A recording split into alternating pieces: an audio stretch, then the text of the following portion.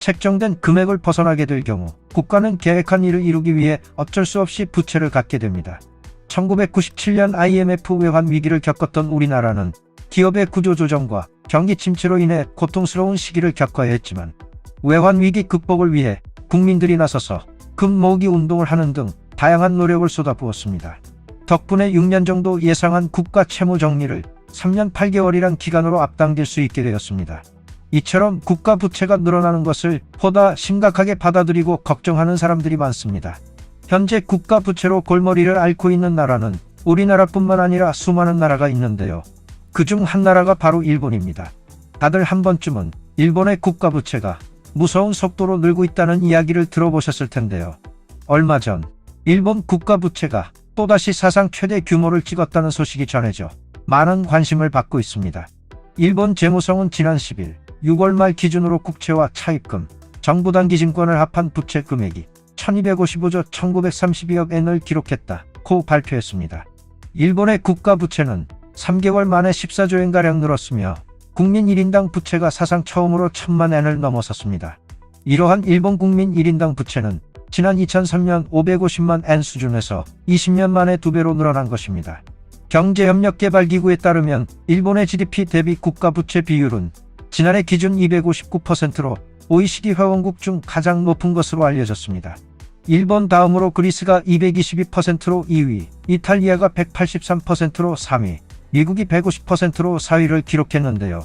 일본 언론들은 국가 부채가 크게 늘어난 원인에 대해 정부가 코로나 바이러스 19 사태 대응 및 물가 대책 방안으로 지출을 늘렸기 때문이라고 예측했습니다.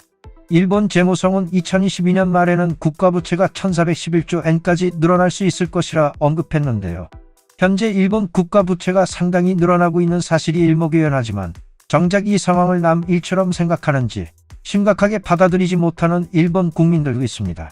일본 네티즌들이 국가 부채에 대해 어떻게 생각하고 있는지 댓글 반응 함께 살펴보겠습니다. 국가의 부채는 빚이에요. 해외 자산을 매각하면 된다고 얘기하지만 매각을 하게 되면 일본의 자산이 줄어듭니다.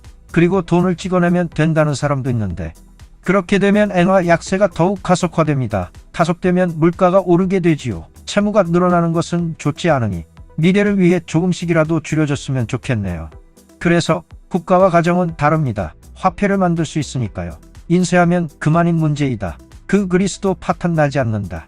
이 기사처럼 계속 팽창하는 국가의 부채에 아무런 위기감을 느끼지 못하는 사람들의 신경에 감탄할 수밖에 없다. 국제사회에서 아무리 지당한 일을 내세워도 일본의 부채가 많고 갚을 가망이 없다는 사실이 들통나면 엔화의 신용은 뚝 떨어집니다. 국채 매입자가 없어서 대신 중앙은행이 사서 국가의 부채를 갖고 있다면 디폴트는 하지 않겠지만 엔화는 폭락할 것입니다. 커스트 푸시 인플레이션이니까 금리 인상은 하지 않는다. 고 유창한 말도 할 수 없겠지요. 이 기사는 마치 국민 1인당 1000만 부채를 안고 있는 채무자처럼 적혀있지만 실제로는 채권자다. 요컨대 국민은 정부에게 빌려있다. 그리고 나라가 아니라 정부의 빚 말이야. 일본의 빚은 결국 엔화 표시이므로 재정 파탄은 우선 없다. 이 기사를 쓴 사람은 다시 공부하는 편이 좋겠다. 지난 20년은커녕 부채의 대부분을 떠안은 것은 지금의 베이비 부머 70대의 고령자입니다. 나라의 빚을 내서 자신들의 사복을 채운 장본인들입니다. 개인 금융자산 2000조엔의 대부분은 고령자가 가지고 있습니다. 이 사람들이 죽기 전에 갚아야 한다. 연금을 받을 수 있다. 없다라는 논의가 가능한 아직까지는 괜찮다. 일본이 해체되면 그런 논의조차 할 수 없게 되니까 50년 후, 100년 후 일본인은 일본어를 쓰고 있을까? 이번 개조내각을 보면 일본은 어느 나라에 휩쓸려 들어가지 않을까? 여전히 지독한 기사군. 어째서 재무부도 자민정권도 여기까지 국가의 부채를 용인해 왔는지 생각하면 저절로 답 나온다. 괜찮겠지. 언론도 큰 문제가 되지 않았고 지금까지 이쿠이나 하기타를 국회의원으로 해버릴 정도로 일본은 평화롭다는 얘기다. 이 시기에 이르러서도 자민당은 방위비를 5조엔 늘리라 하고 재무부는 한마디 비판조차 하지 않는다.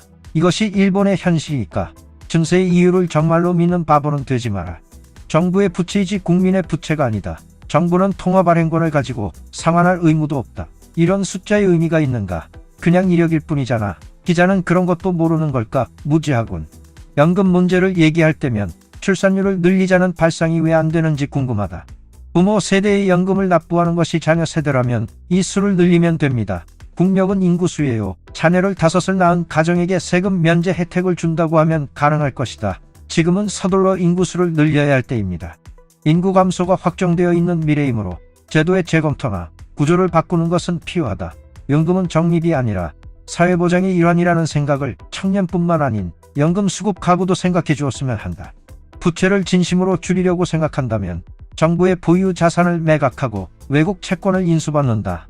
예산의 낭비를 줄인다. 인건비를 삭감하고 증세한다. 초법적 조치로 국내형의 국채를 제로로 한다. 등등 여러 가지의 방법이 있다. 국가의 부채가 1255조 엔 중 99조 엔이 국채다. 여기서 문제가 되는 것은 이자 지급이다. 단순 계산해도 금리가 1% 상승할 경우 12조 엔 이자 지급이 필요하다. 이에 항거하고 있는 것이 일본은행의 구로다 총재다. 외국이 줄줄이 금리를 올리고 있지만 국채를 대량으로 떠안은 일본은 안이하게 금리를 올리지 못하고 있다. 결과적으로 엔화 약세가 급격히 하락해 당초 100엔 부근이었던 엔화가 이제는 130엔 이상으로 치솟아 버린 것이다. 이로 인해 국민들은 수입 물가 급등에 따른 인플레이션에 크게 시달리고 있다. 채권을 국민이 보유하고 있어서 안심이라 할 수 있지만 상환은 반드시 필요하고 금리 부담도 필요하다. 국채가 늘어날수록 금수정책의 선택지가 제한되어 온다는 것을 자각할 필요가 있다. 코로나로 인해 전 세계의 경제 침체 현상이 심각한데요. 코로나가 점화 완화되면서 경제도 점차 회복되나 싶었지만 누군가의 부주의로 인해 코로나는 다시금 유행이 퍼졌고 경제 또한 위기를 겪고 있습니다. 이러한 일이 반복되지 않게 하기 위해서는 모두가 신경 쓰고 주의해야 하지 않을까요?